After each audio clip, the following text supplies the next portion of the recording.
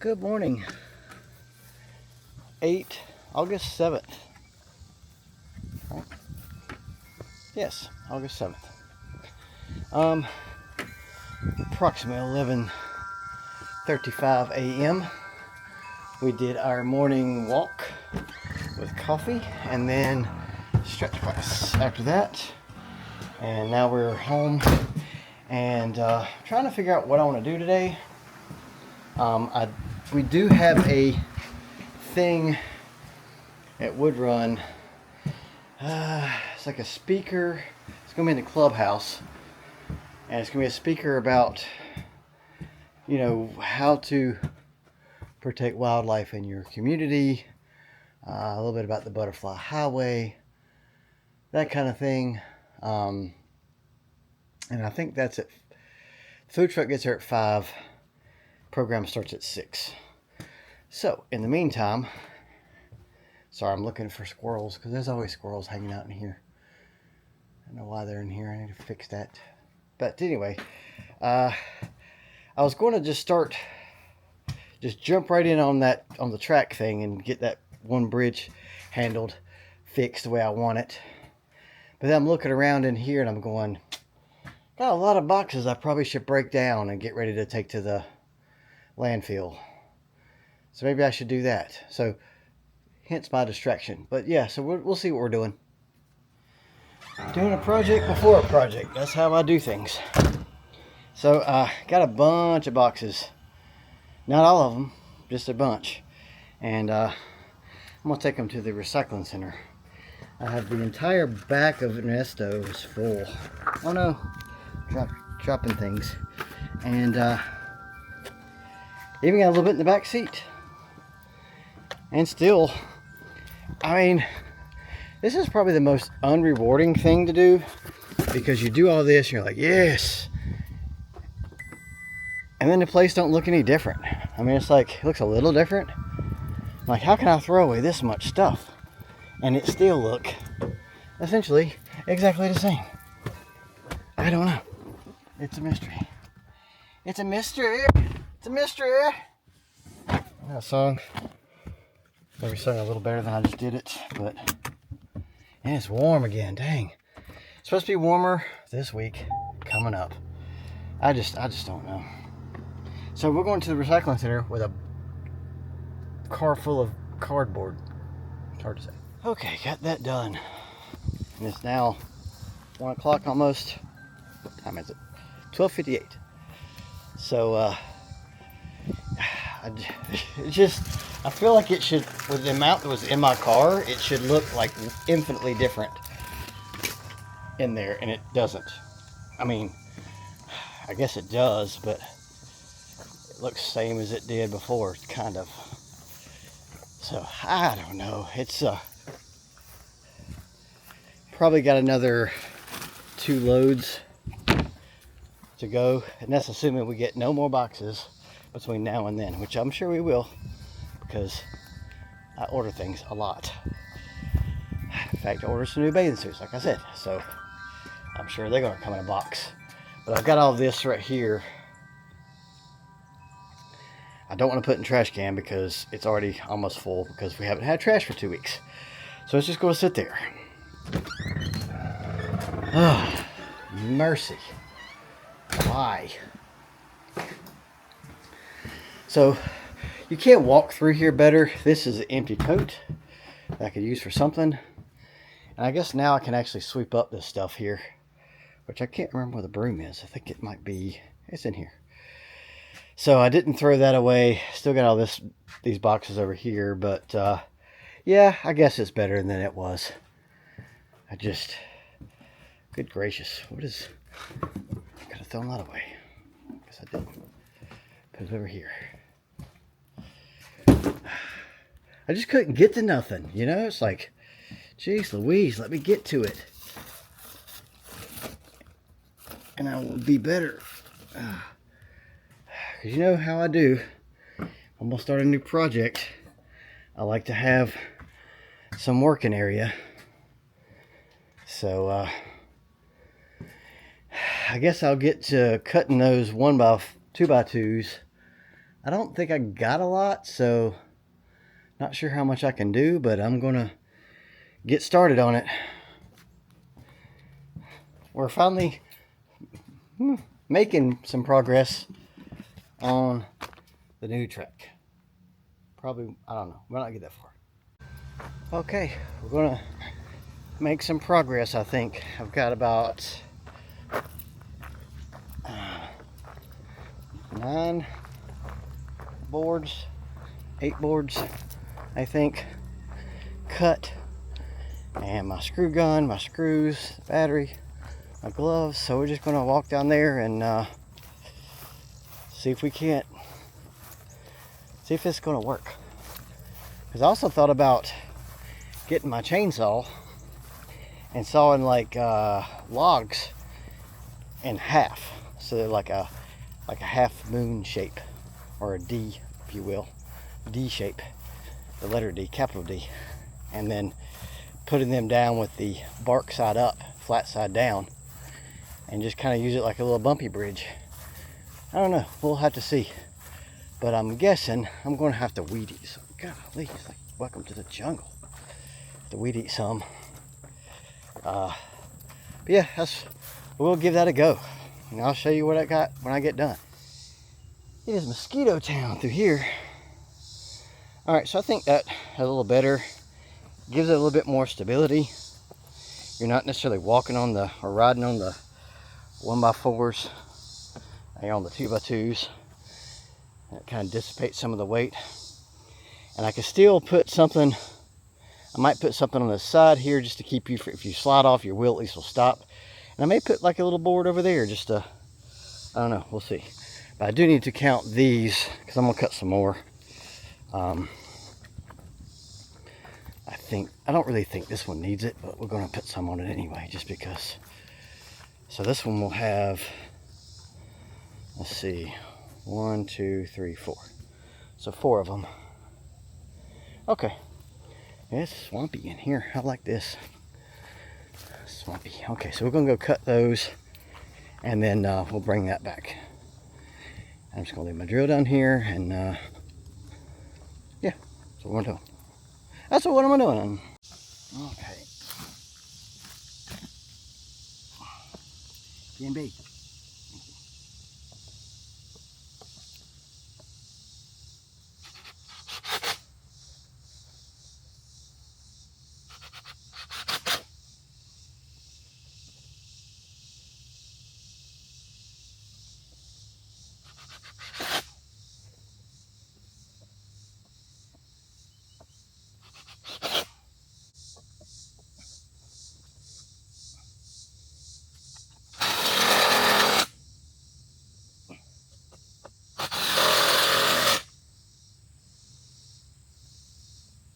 In my face, Gimby. Gimby. Gimby.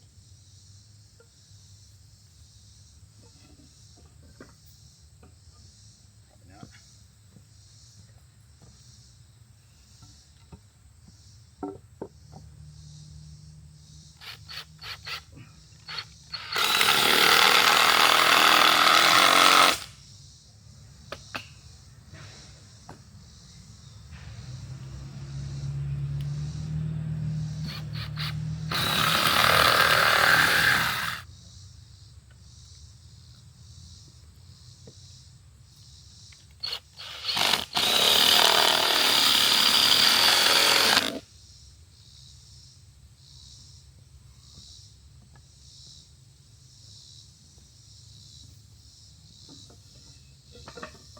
What are you doing, sir?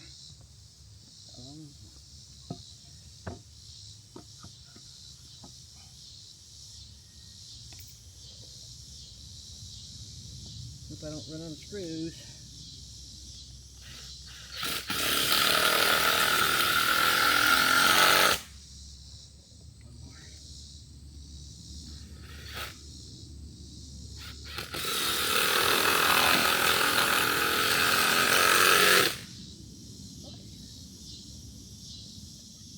Okay.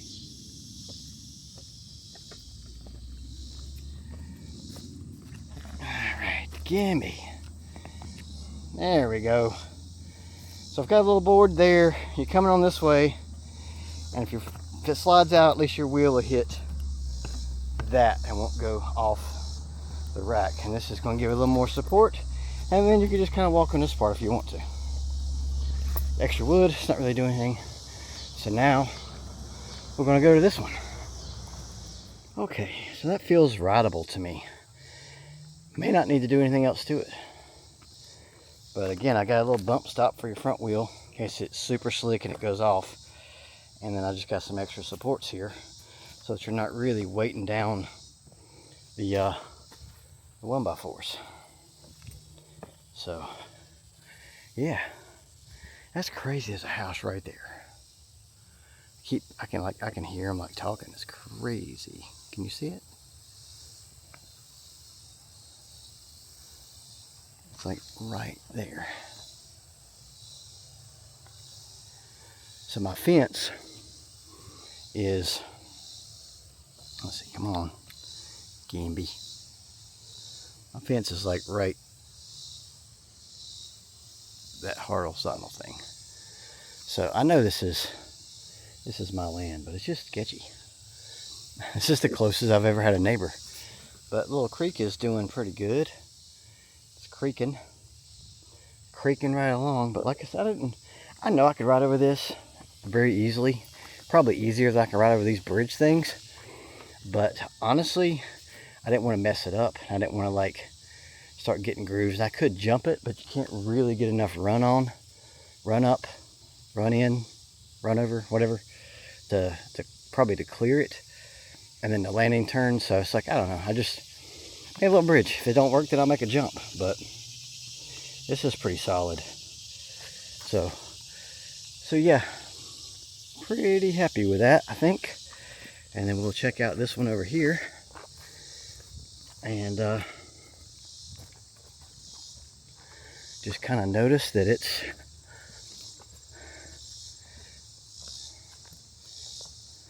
kind of the same way. Pretty solid.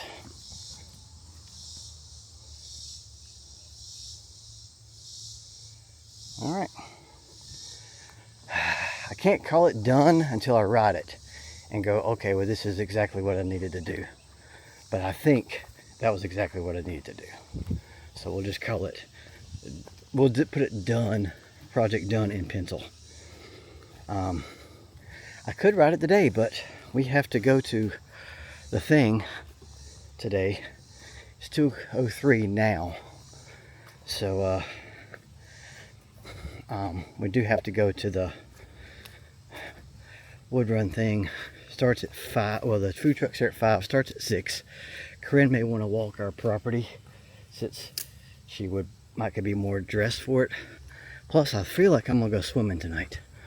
Unless the weather goes weird or something. I mean, I'm there. Why not swim just a little bit? At least get in the pool. Yeah, so that's what the plan is for today. It's sweltering hot. Again. I keep saying that. But I'm still in it. So I'm still aware that it's sweltering hot. So, anyway, I'm not sure what we'll do next. We'll see.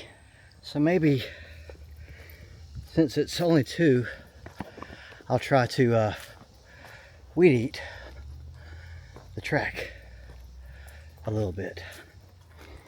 I got appropriate pants on, so if I can weed eat some, then I kind of want to weed eat before I do weed killer. And this part's not bad. So yeah, maybe I'll try that.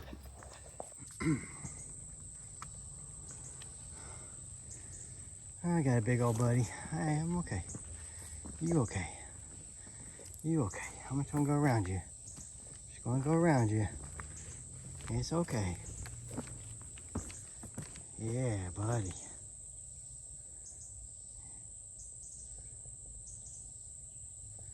You're skinny. You're long though. Go find those copperheads. Go find them and get them.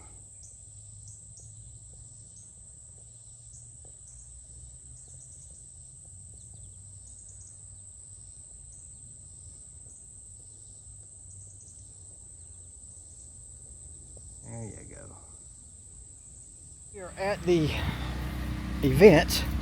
Starts like right now, but I had to get another drink. It is so hot. A few people in the pool, and we're gonna go swimming after we get done, I think, because we brought our swimsuits. So I'm gonna try to film some of it, just so you can kind of see what it's all about. We ate at the little food truck they got, which is Max's Barbecue, something or other. It's pretty good. Had a cheeseburger. There goes Dirt Bike Kid. I wonder if I could ride my dirt bike in here. Probably could. Yeah, I had to get me another drink because I was like dying. Dr. Pepper. There we go. Okay. So I'm gonna film as we go in, just so you can see the clubhouse. Oh, you need something out of there? I'm gonna put this in my bag. It's like another pool is right there. I want to get into some. Yeah. So shit, dang, I grabbed my koozie. Oh well. Yeah, it's Milestone Barbecue. It's pretty good. Max Milestone's Barbecue. Millstone? Millstone. However you said the word.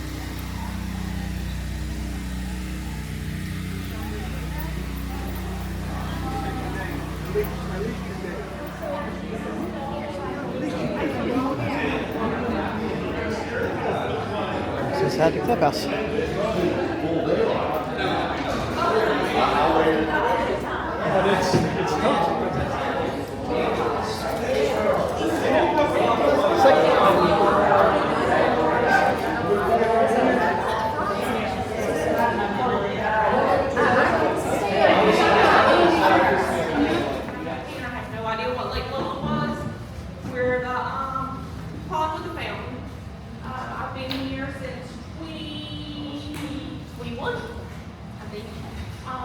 So I'm a huge advocate for wildlife, love all things wild, and so we have created this newly formed chapter of the North Carolina Wildlife Federation, whether you are in wildlife stewards.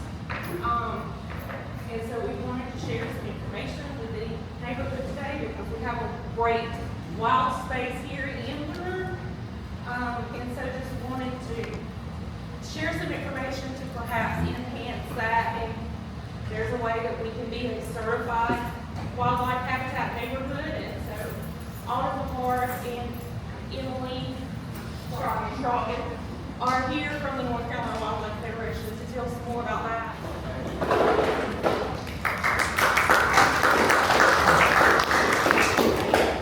Kristen is fantastic. If you don't have the privilege to know her yet, I encourage you to get to know Kristen. Thanks everyone for coming out for a huge crowd tonight with a great view right here. My name is Alden. I'm the staff of North Carolina Wildlife Federation, and I've been with the organization for about 3 years, doing community engagement. Brought my colleague and associate Emily Strongman along with me. She's our community engagement manager. But I've never been here. I've seen Lake Victoria a few times. It's beautiful and amazing. Show of hands. This is a private community and a private event. Does everyone live in Wood Run? Live here, but got. Property. Yeah. So, show of hands if you're born and raised in North Carolina. Okay. Born and raised in the Uwharrie region. Woo! Now, I just kind of want to get to know, like, since we're talking about wildlife, kind of what people are working with in their homes. So we're here to talk about conserving wildlife where we live, where we work, and where we play. Because we can't leave it to the national parks, we can't leave it to the state parks, the game lands, the national wildlife refuges, the nature reserves. We've done all that, and we're still losing species, so it's time that we all participate in conservation. And it doesn't matter, raise your hand if you have 1 acre or less. Insects, and so the insects aren't there to keep the birds and other wildlife. And then all the water runs off, collects pollutants, and it causes a whole cascade. So these things are just, industrialized monoculture, agriculture, small really be fantastic havens for wildlife. But the way we moved in agriculture has been very problematic. So just land use change development has just been extremely problematic for lots of wildlife. I've done my neighborhood, I see people just spraying stuff in their sandals. Read the label. So North Carolina's home to a lot of wildlife. This is from our state's website. 121 species of mammals, 234 freshwater fishes. You can go down. Estimated to be over 100,000 plus insects.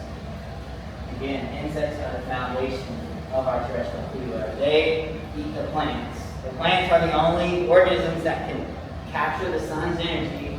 They transfer that sun into sugar and cellulose and carbon that can then be eaten by animals. What are annelids? And then the animals can grow and the energy can be transferred. Annelids? You need the insects. I know that word. You need the plants. You need the sun. We can't do anything about the sun. I don't think so. Maybe. But we can put plants there that will attract the insects. And so I highlighted this because fish in the summer, they especially need protein to rear their young. Protein comes from insects, and it comes from caterpillars. Caterpillars are the best protein source for breeding songbirds. It's like 90+% of breeding songbirds' diet. If they can choose a caterpillar over an aphid or grasshopper, they will any day. You don't have caterpillars without native plants. So you're trying to make this migration, right? And you're trying to find some food here. Nothing much in a sterile lawn like this. You got some trees around the edge. These could be native, or they could be crepe myrtles, Norway maples. There could be a slew of the non-native plants trees that we love to plant. You should saw this. Maybe 10 years ago, this was offered much more habitat. It was right here in like a creek that goes through back here. Imagine if we developed this subdivision with a 50-yard buffer on each side. You would at least have a corridor and some connectivity for habitat. Not a lot of food for birds and butterflies here. This is bamboo. Maybe there used to be plants there, but the bamboo's taken over. A bad invasive plant. Invasive plants are non-native plants introduced from another continent that cause harm for wildlife. They can cause economic harm too. They can even cause harm to human health, so they're invasive by nature. There's a lot of native plants, native weeds that are aggressive. And you might hear people say, oh, milkweed, that's invasive, or trumpet vine, that's invasive. Well, it can't be invasive if it's native. It can be extremely aggressive and you're ripping it out from your yard and you're cursing it. But it's not invasive. But what if instead these pollinators and birds are seeing habitats more like this in order to create more? Like this. This is not my yard, by the way. So all that's to say is we can impact wildlife. But going back to the introduction, more than 85% of land in North Carolina and at the east of Mississippi, more than 80% of land is privately owned. So we've got chunks of public land that's protected in national parks and state parks and wildlife refuges and nature preserves, national seashores. We're still losing species. So now it's time for all of us to engage. If it starts with planting a milkweed for a monarch, that's a great start. Hanging a house for a bluebird, that's a great start. So let's shift. It's all about reducing our lawn and adding native plants back to the landscape, which will bring insects back, which will bring birds, lizards, snakes, and restore functioning of the world. So some of you guys are already doing this, I'm sure. To support wildlife in your backyard, you have to provide food. And I just say native plants, because they are what are recognized as food. Our plants have evolved with our insects over millions of years. Like a plant evolves chemical defenses to deter herbivory or insects from eating them. Then the insect evolves to adapt to eat that toxin from the plant. And over millions of years, you have plants that can only be eaten by certain insects and certain insects that can only eat certain plants. So native plants are the food. bird feeders are great. I have bird feeders, and that's really good to learn about birds and connect to birds. You're not really having that much of an impact by having bird feeders on the birds because they need the protein and insects. Which is native plants. And water might even be more important than food. I mean, we don't drink water for a couple of days, we're dead, right? We can go without food for a couple of weeks. All animals need water, cover, just like humans. We need shelter, we need our houses, we need cover to escape weather, to escape harm. And in some insects need cover so they can hunt and prey. Places to raise their young. This is very important, whether it's in the ground, in the stem, in the trees, in the nest. And we want to use sustainable practices as much as we can. So we want to reduce and limit our uses of pesticides.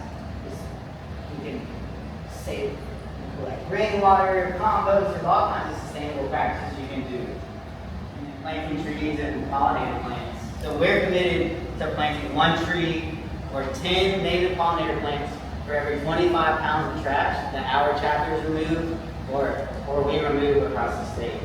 So we get the litter out, plant the plants, keep the thing making green. That's just a band-aid. The goal would be to have some policies that have teeth that would stop litter at the point, but it's a whole other presentation. So the certified wildlife habitat, it's as easy as clicking a link and starting now. You have to have a minimum of 3 sources of food, native plants to equal lunch.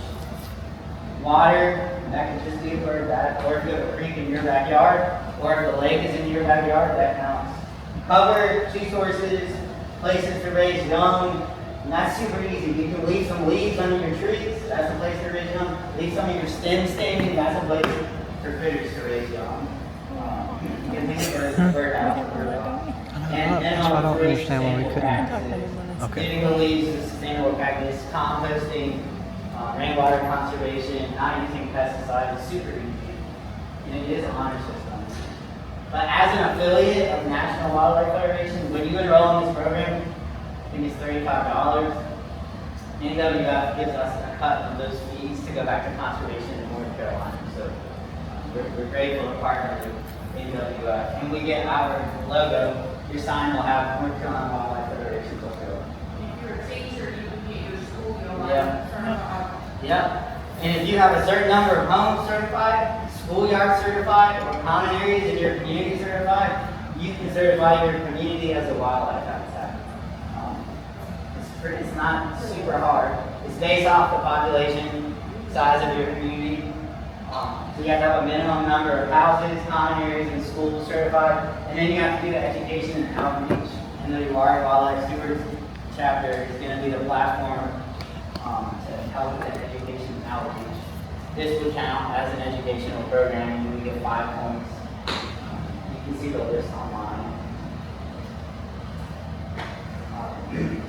I already said this, but it's our roadmap to quality and conservation. It's North Carolina's Wildlife Federation. It's our flagship program to restore pollinator habitat in all those areas impacted by land use change. Could be your backyard, could be your 40-acre farm. Some people will say have at least 70% native plants in your yard. And 30% make sure they're not invasive. It's okay to have some camellias, or one of your favorite ornamentals that's not native. Your roses, that's okay. The invasive plants are the real bad ones. They can get out of control fast if I harm damage. So a nest of chickadees, mom pod chickadee, they have 3 or 4 babies. How many caterpillars would y'all think it takes to rear 1 clutch of chickadees? To fledge 1 clutch. Let's say 3 or 4 babies. So for them to be able to fly out of the nest. How many caterpillars do you think it takes? Higher, way higher. Yeah, you're cooking now. 9,000 caterpillars to rear 1 clutch. And some chickadees will have multiple clutches a year. And it is caterpillars. You know, if there's not caterpillars on the landscape, you know, sure, they'll feed them grasshoppers, spiders, beetles, but caterpillars have the most nutritional value even our finches and our cardinals, our grosbeaks, think of our big seed-eating birds. When they're rearing their young, when they're nesting, it's caterpillars. They're hunting insects, primarily caterpillars and wildlife.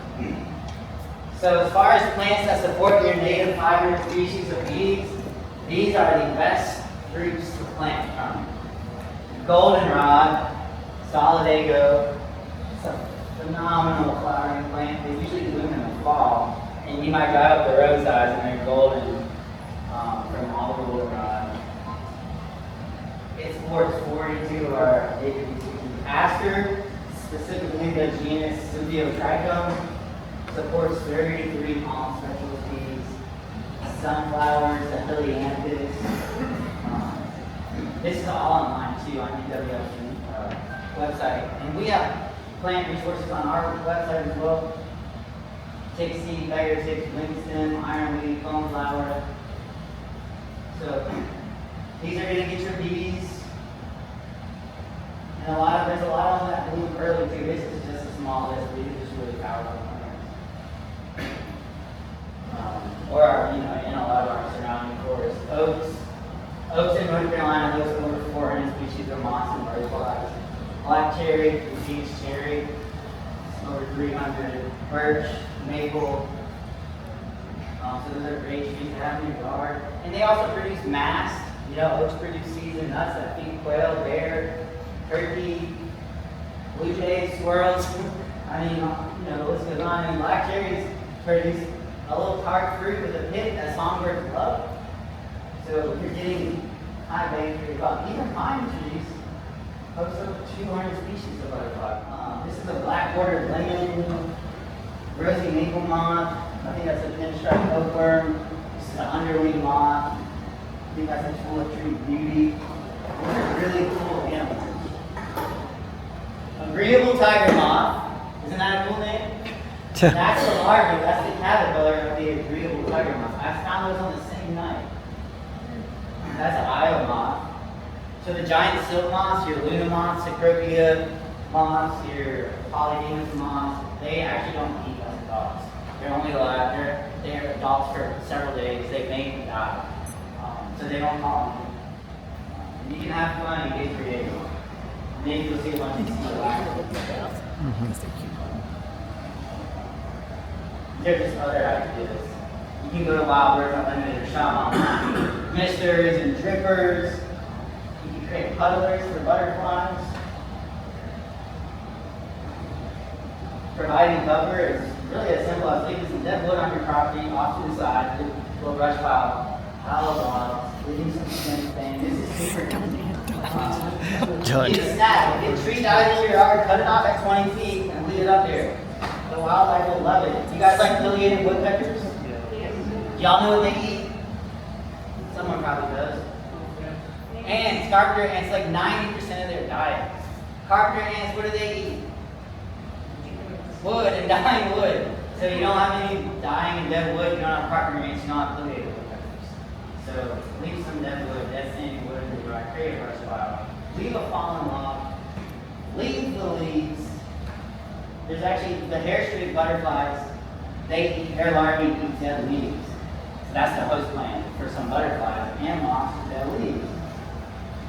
Put plants under your trees so the insects can fall safely out of the trees into a soft landing to go in the soil and keep If you just have lawn under your trees, they can't access the soil to complete their life cycle. So, half structure, ground cover, the shrub layer, mid-story, overstory, canopy, have it broken up. Most songbirds nest between 10 and 30 feet. Most don't nest in the canopy. So the biggest thing for your pup is the shrub and mid-story. You need a ground cover. Ground cover is absent from here. I have violets in my yard, free.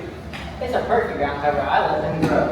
I don't have to mow, and then I have a ground cover. And then the fritillaries and the violets. If you want butterflies, the caterpillars eat, and once they're ready to pupate, once they go through their instars, they go away from the plants to pupate and form their chrysalis. They need a safe place to do that. So if you just have a small patch of milkweed surrounded by all lawn, it's not good habitat for this butterfly. Leaf litter is the easiest thing you can do. The drops in your yard, brushing under your tree, brushing into your flower beds. Leave your plant stems standing. The birds will eat the seeds, and then you leave them standing, and they'll pretty much disintegrate. And then flowers the next year will cover up the dead stems. You'll have bees, small carpenter bees nesting inside. These are some plants that are known hosts for our cavity, our stem nesting bees. So these are good to plant too. Basically, you plant your cone flowers. They're flowering right now. Let them flower by September, October. Even right now, the finches are eating your seed heads, right? Don't cut them. Let the finches, let the birds exhaust all the seeds. And then in like December or January, cut your stems to like 12 to 24 inches high to open them up for the bees. And that's all you have to do. And then by next year, when they're flowering, the old stems will be hidden by the new flowers. You might, if you're lucky, have some really cool ground nesting or stem nesting bees. Get some views from the clubhouse. This is, so she says, I don't know, maybe that's Mara Mountain, who knows? Oh, this is,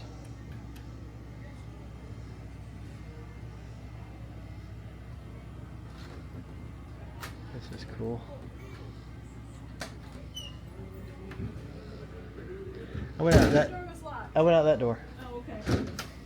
Well, just remind me to lock that door. Yeah. So what were you saying? That's That's Mora Mountain. okay. That one right there is Tater Top, Okay. that I call Tater Tot. Yeah. Because that's what it looks like on the map. I'm still trying to figure out what all those guys are out there. I think that little nub that you can just barely see sticking up over the trees might be Sugarloaf. Okay. Because those are the three closest ones to us. And it's just kind of weird how we sit. Yeah. So that was the little seminar we had down here, which is pretty cool. I'd like to get some more native plants and create stuff. Maybe I can not mow as much. I don't know. But anyway, that's I think we're going to go swimming after this because we're right here. Why would we not? I get some video of the upstairs clubhouse VIP lounge, little bar and stuff. Look at that cute little, I don't know what it's here for, but it's cute. It's attached. This little slice of wood. Oh, there's the. There's our little plant stands. Yep. This is cool.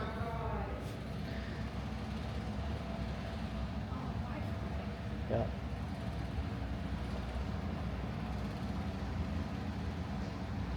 Take a picture of it, see if it works at the pool. Okay, so we're going to, hey, upstairs where the restrooms are. I haven't been downstairs yet. No, I have, but, this way. oh, there they are. Restrooms. For us to donate back as door prizes, so we should have 11. Is it like that one guy at the Wampus Cats game? No, there's two people in here. I didn't cut my camera off before I jumped in because of a dummy.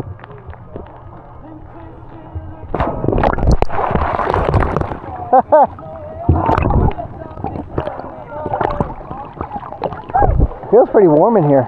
It does. Feels warmer than it's It does. I wonder if it's just cooler outside. Ooh. Or it got hot today and it warmed the water up. Because it was hot today. Oh yeah, it was warm today. Warm out yesterday. Warm tomorrow.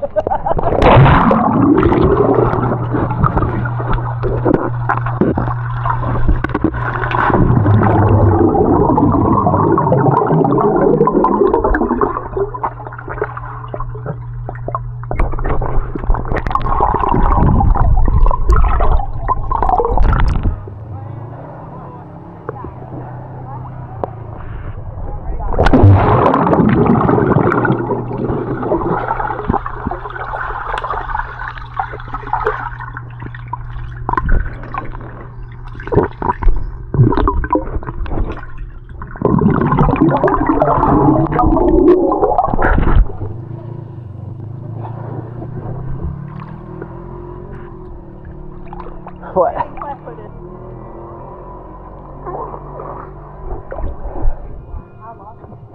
You get my splash coming in the water. What? Will you get my splash? A little message on your screen. It says something about like you're in the water. Oh. I don't know. It's recording now. Oh, okay. I just want to see how Tap and hold to adjust digital zoom. So I'm going to do a can opener first, and then a cannonball, so I can see the difference in the size of the splashes. Okay, where you? I need to back I'm up. jump in over there. I need to back up so I can get the whole splash.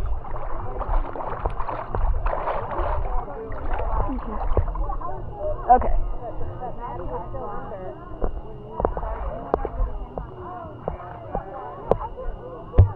There we go.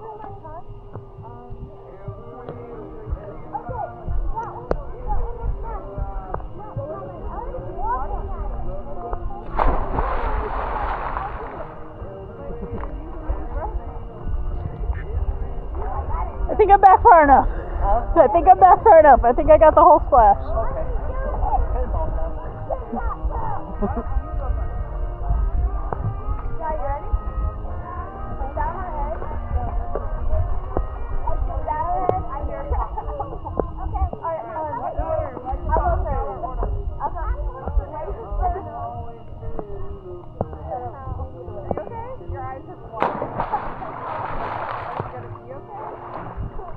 That was a smaller splash. You did a cannonball differently last time. No, I didn't. You did. I don't think so. You did. Something my bottom. Hey, where would I do my dive? Right here? I don't know, hon. Are we doing it now? Well, it's dark. I should probably do it daytime. Huh? Yeah, Okay. because the lighting's probably not the best.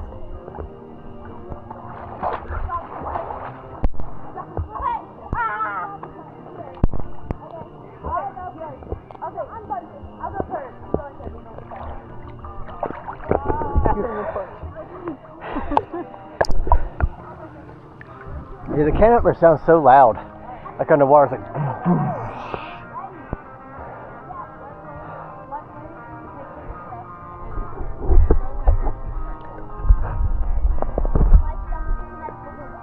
Copyright music playing through your thing.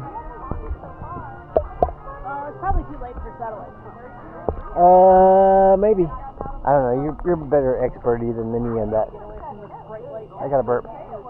Beep up. Oh, that was an easy one. That was not a good Marco Polo burst. Nope.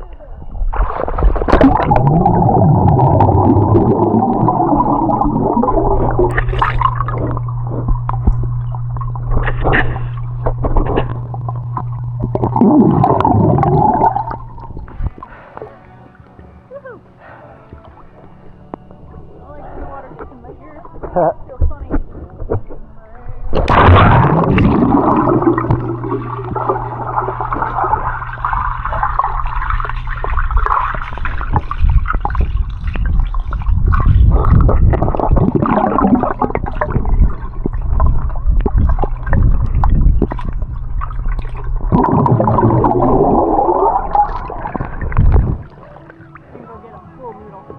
Okay. So then I can keep my head out of the water.